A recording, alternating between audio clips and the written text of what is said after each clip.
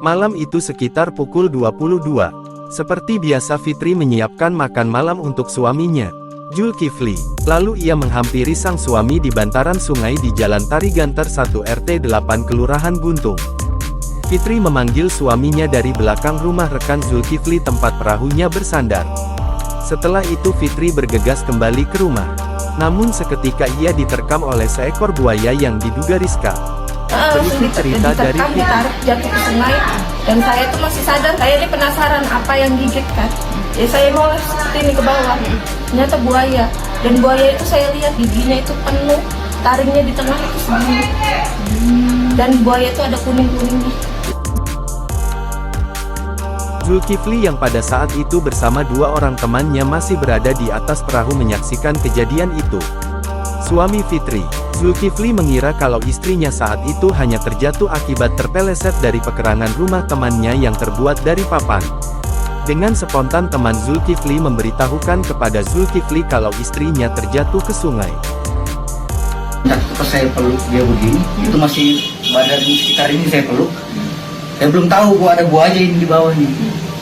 Jadi dia meronta-ronta, dia ngamuk. Kakiku, dia selalu ngomong kaki ini, kenapa kakimu? Kakiku ada yang gigit.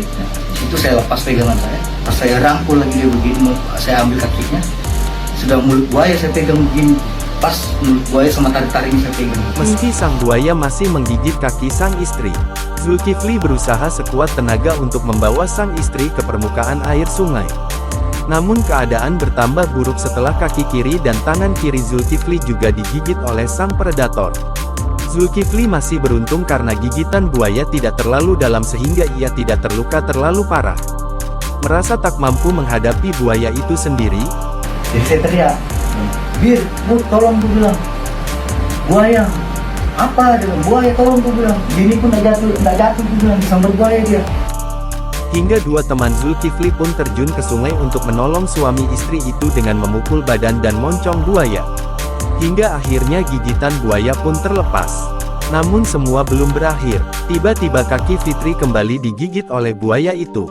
Lalu Zul kembali memeluk istrinya dengan erat agar tidak kembali ditarik buaya. Oh, masih kamu gigit?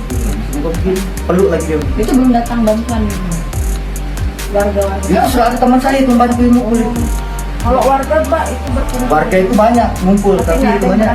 Cuma ada seberapa aja yang ada yang bantu di situ. Setelah melewati pertarungan yang sangat sengit, akhirnya buaya itu pun menyerah dan melepaskan gigitannya di kaki Fitri. Setelah itu Fitri pun diberi pertolongan pertama lalu segera dilarikan ke rumah sakit. Bawa di rumah sakit dulu. Jadi pakai motor, pakai mobil. Akibat insiden itu Fitri harus dirawat intensif selama 4 hari di Rumah Sakit Pupuk Kalimantan Timur. Kondisi Fitri sempat kritis dan memburuk, hingga akhirnya pada tanggal 12 Agustus Fitri dirujuk ke Rumah Sakit Abdul Wahab Syahrani Samarinda untuk melakukan perawatan lebih lanjut. Karena terlalu lama di dalam air, Fitri mengalami infeksi paru-paru. Seiring berjalannya waktu dengan melakukan perawatan intensif, perlahan kondisi Fitri pun semakin membaik. Pada tanggal 30 Agustus Fitri pun dipulangkan ke Bintak dan melakukan rawat jalan. Atas kejadian tanggal 8 Agustus lalu, Fitri dan keluarga pun meminta pemerintah untuk mengevakuasi buaya yang berada di Sungai Guntung. Fitri dan keluarga juga meminta pertanggungjawaban Pak Ambo yang kerap memberi makan predator buas tersebut. Fitri dan suaminya meyakini bahwa buaya itu adalah Rizka, sebab ada bercat kuning di bawah moncongnya. Hingga saat ini tidak ada yang dapat memastikan apakah buaya yang telah menyerang Fitri Rizka apa bukan. Kita hanya bisa berharap semoga apapun keputusan yang diambil oleh pihak terkait dan masyarakat, akan menghasilkan kebaikan bagi Rizka dan warga setempat.